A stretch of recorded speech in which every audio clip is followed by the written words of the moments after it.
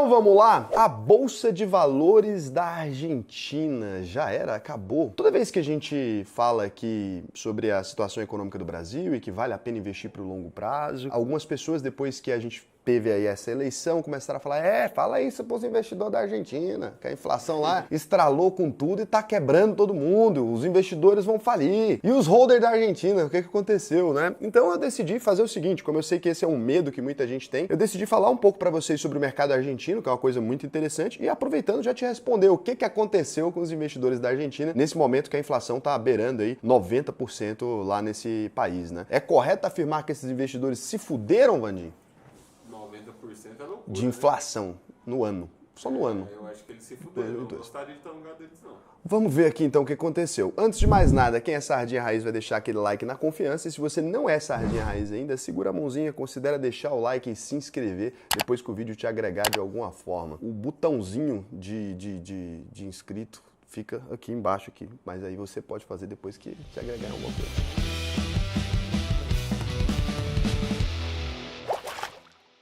Para entender o que é, né, a Bolsa de Valores da Argentina ali, a gente precisa conhecer uma palavrinha chamada Merval. Em 2017, o mercado de valores imobiliários do país ali uniu suas principais bolsas. Mais ou menos o que aconteceu no Brasil também. A B3 também é resultado de uma fusão das duas principais bolsas, né, a BMF e Bovespa. Ali aconteceu também a Bolsa de Comércio de Buenos Aires e o mercado de valores se uniram e assim surgiu uma coisa chamada BIMA, BIMA com Y, né? A sigla para Bolsas e Mercados Argentinos, né? Aí ficou bom, né? BIMA, né? Gosto desse I que eles podem pôr no meio, a gente teria que pôr E, né? Essa instituição aí serviu para juntar, né? Compor o mercado de valores argentino, integrar todos os ativos, os títulos e tal. Exatamente uma coisa a brasileira. O Brasil faz, o resto da América Latina vai fazendo também. Você vê que é assim que a gente joga o povo no precipício. O índice Merval representa essa carteira de ações teórica e negociada na BIMA, como fosse o nosso Bovespa. Ele já era formado mesmo antes da unificação dessa bolsa de valores, servindo ali como um termômetro, né? Um índice do mercado argentino ali. Vale ressaltar que a BIMA é a terceira maior bolsa de valores da América Latina em capitalização, ficando atrás apenas da B3 e da BMV do México aí. Sendo assim, a Merval também é uma das principais bolsas aí do mundo, né? Então ele tá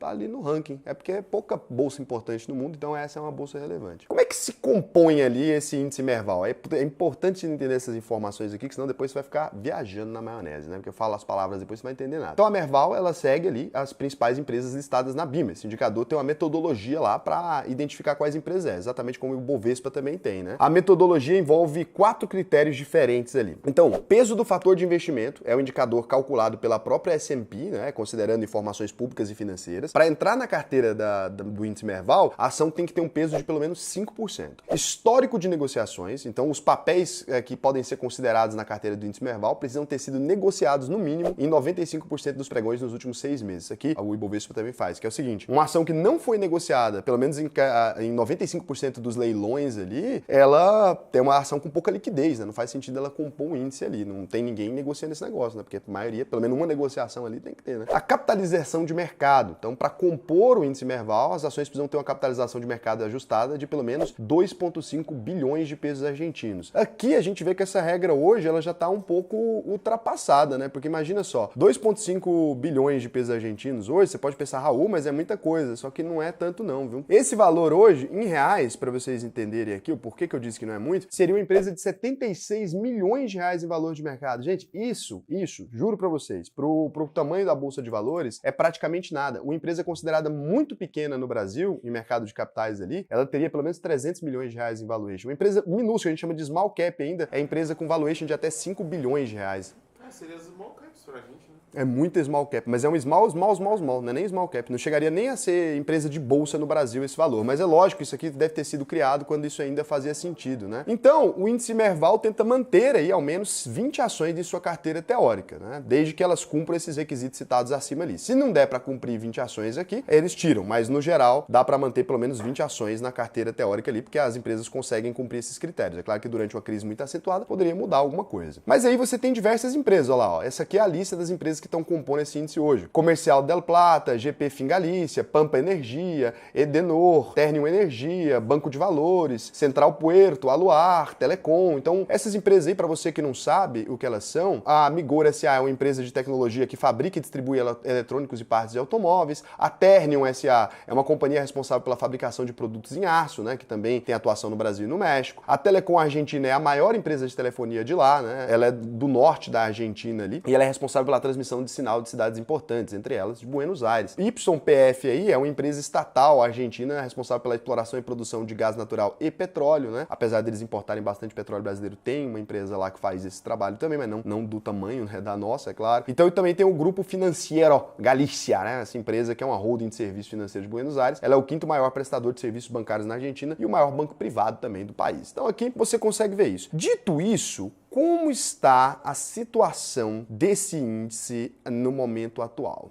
É aqui agora que você talvez tenha uma surpresa. Sempre que eu falo aqui para vocês o seguinte, olha só, quando um país começa a sofrer com inflação, a primeira coisa que vai acontecer nesse país, a primeira coisa que vai acontecer são as empresas começarem a ter um aumento naquela receita ali. É lógico que esse aumento de receita, ele é nominal. Por quê? Porque o preço das coisas está aumentando, essas empresas estão tendo um aumento de receita ali, né? Pelo menos nominalmente. Não é que ela está crescendo de verdade porque a inflação está crescendo, mas os números começam a vir cada vez maiores. A gente já vivenciou isso no Brasil, né? Um aumentozinho de números ali. Já existia a Bolsa de Valores no Brasil na década de 80, para você que não sabe, então acontece isso. Um outro cenário que você vai perceber é o seguinte, imagina, pensa isso que isso acaba sendo lógico para você. Se você tinha 100 reais, né, e começa a ficar muito fácil para você ter quantidades absurdas de dinheiro, porque tem muito dinheiro rodando na economia, porque o aumento de inflação também faz aquelas cenas absurdas, né? Você vê as crianças brincando com um bloco de dinheiro, porque para comprar um pão começa a precisar de um bolo de dinheiro desse jeito. Se todo mundo fica bilionário de repente, em pesos ali, né, vamos supor que fosse uma inflação muito maior que essa, para você entender essa abstração. E as empresas continuassem negociadas pelos mesmos valores que estavam antes, você ia assumir, você ia sentar lá e falar, agora eu sou dono do banco, então, porque ninguém quer comprar. Então, se a negociação não aumentasse, as empresas simplesmente iam ser vendidas por valores ridículos. Então, o índice precisa subir de preço. Não tem como. É impossível que o índice não suba de preço a médio prazo ali, a curto prazo até, para que ele adeque àquela inflação que está acontecendo no país. Porque senão a pessoa que era pobre antes, ela ficaria rica, só comprando uma empresa ali. A empresa reajustou os preços, o lucro das empresas ali está subindo nominalmente, eu ia lá, comprava a empresa e virava dono. É óbvio que não dá para fazer isso, porque as empresas começam a ser negociadas por múltiplos cada vez maiores, o preço vai subindo junto com a inflação. E aí você olha para o índice Merval, então, olha a maravilha, o S&P Merval nesse ano, teve uma variação aqui, você está vendo? Esse é um gráfico do Invest.com, teve uma variação nesse ano que ele subiu 91,81%. Então a inflação aumentou 90, ele subiu 91,80%. Então assim, ele ainda subiu 1,81% a mais do que a inflação argentina no período. Isso vai acontecer necessariamente, porque se isso não acontecesse, as empresas iam ficar muito, muito baratas. Não tem como acontecer isso, ninguém vai deixar esse dinheiro na mesa ali. Qualquer um ia lá e comprava.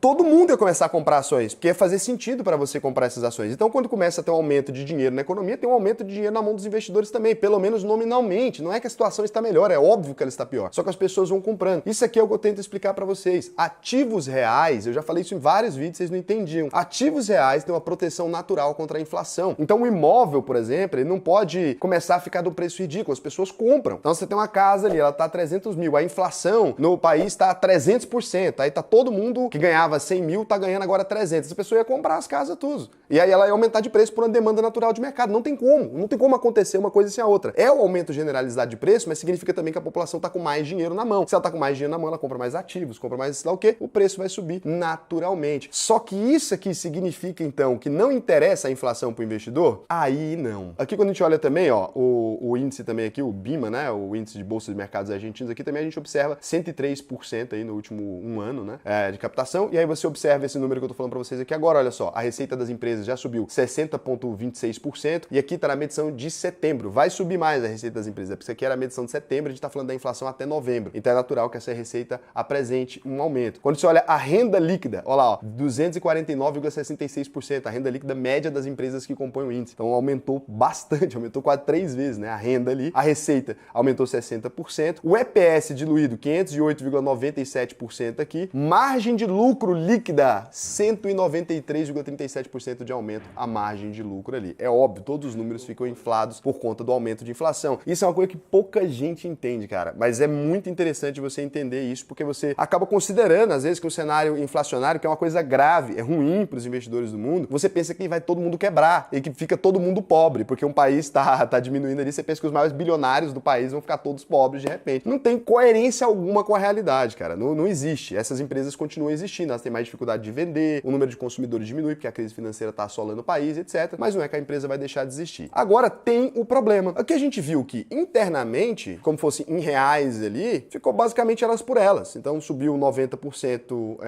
a cotação dessas empresas, só que eles não ganharam 90%, porque a perda do valor monetário foi do mesmo tamanho. Ficou praticamente elas por elas e nem sempre vai corrigir na mesma frequência exata, porque aqui foi uma coincidência. Mas e quando a gente olha esse número dolarizado? Isso aqui complica, né? Aqui você consegue ver, então, no gráfico, o fato aqui nos últimos um ano, ó, YTD aqui, né, desse ano em diante, a gente vê 99,76% até o índice, isso aqui é o S&P Merval. É feito pela S&P, Raul? É feito pela S&P. A S&P é uma empresa excelente aí de índices, né? Você conhece muito por causa do S&P 500, aqui eles também fizeram o índice da Argentina. Mas aqui você vê que o índice está em 160.190 pontos.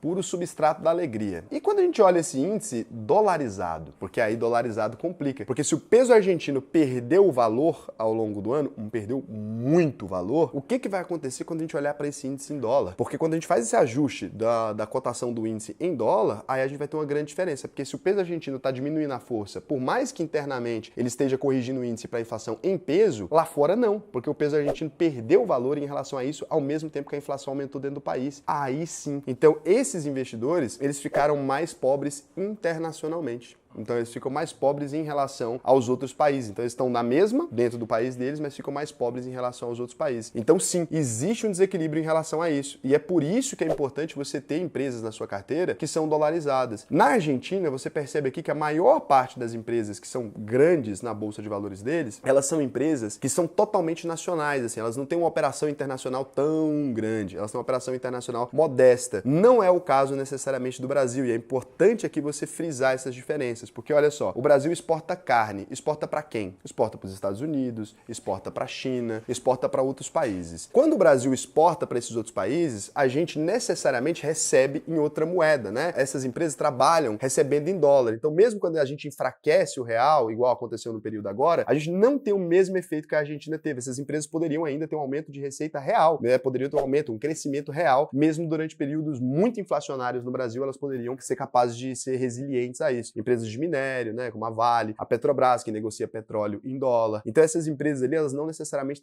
sofreriam o mesmo impacto que essas empresas argentinas sofreram. É importante lembrar disso. Então se você tem empresas na sua carteira que mesmo operando no Brasil são dolarizadas, elas também são empresas que exportam muito, WEG, BRF Foods, JBS, Petrobras, Vale, essas empresas que não atuam só em mercado interno, essas empresas podem continuar performando bem, mesmo em cenários onde o Brasil esteja bem complicado ali. Mas na Argentina, a gente vê essas empresas então. Quando a gente olha o gráfico aqui de 5 anos do Merval dolarizado, aí... Nossa! Olha isso aqui, olha o tamanho dessa queda, né? Você vê aqui, olha isso, parece que sumiu da vida, né? Saiu ali, ó, de 1.744 pontos para agora, no período mais recente, que nem é o período mais trágico, 533 pontos. Então, assim, é uma queda que quando você observa aqui embaixo, né, você percebe que nos últimos 5 anos esse índice já caiu 63,27%. Mas nos últimos 10 anos, e aqui é interessante, ainda está positivo em 41,32%, mesmo dolarizado. Então, quando a gente observa, você percebe que esse índice ainda é positivo. Nos últimos 10 anos aí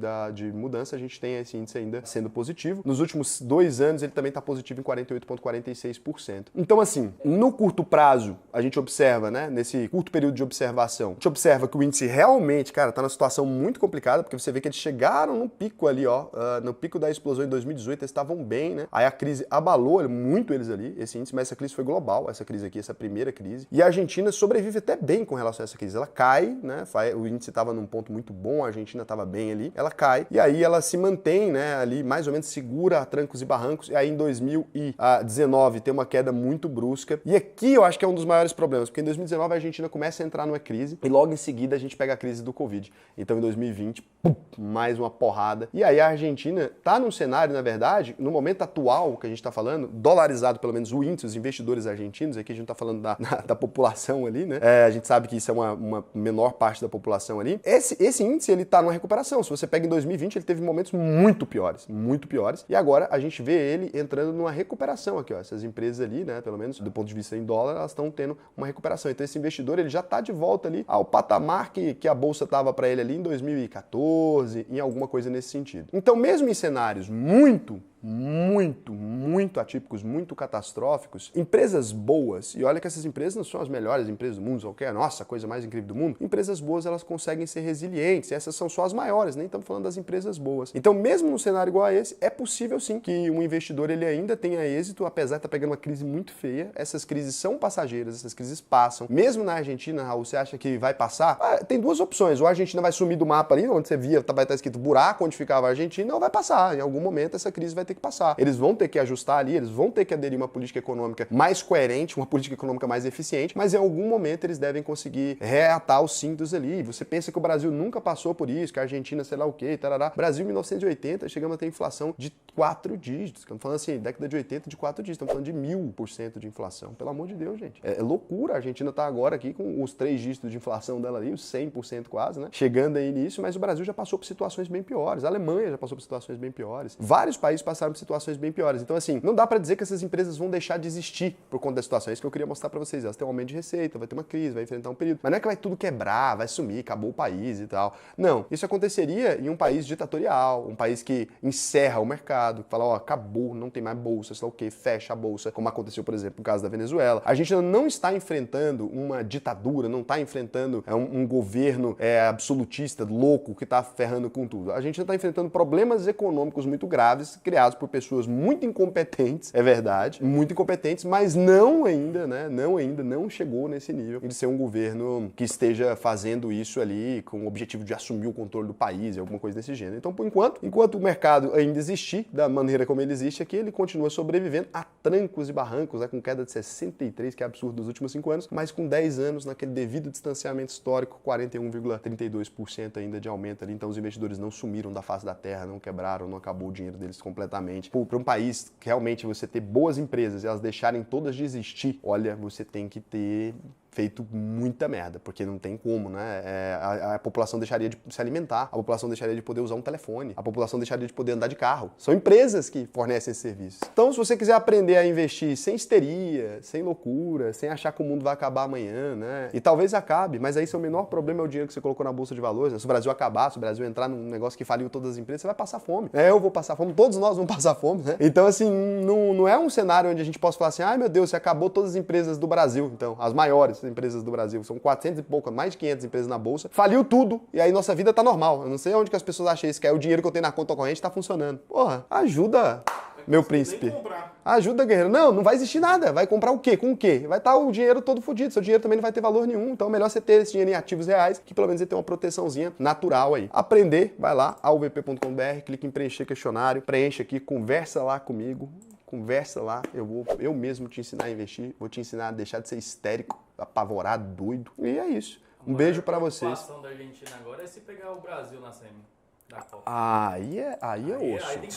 Aí tem que derrubar. A única hora que eu torço contra a Argentina na vida é no futebol. Porra, a Argentina e o Brasil são... Vou contar uma coisa pra vocês muito importante. Sabia que a gente foi um dos únicos países do planeta, um dos únicos continentes, né, do planeta aqui que conseguiu se organizar, e a gente não tem bomba atômica em nenhum dos dois países, né, que são as grandes potências.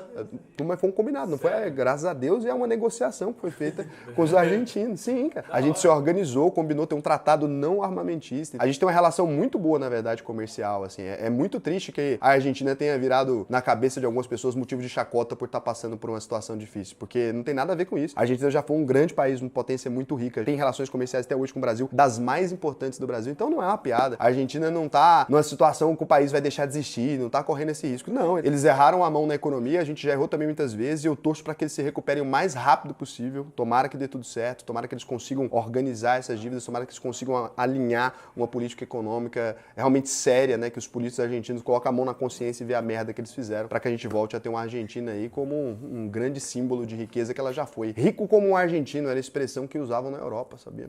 Ô, louco. É isso.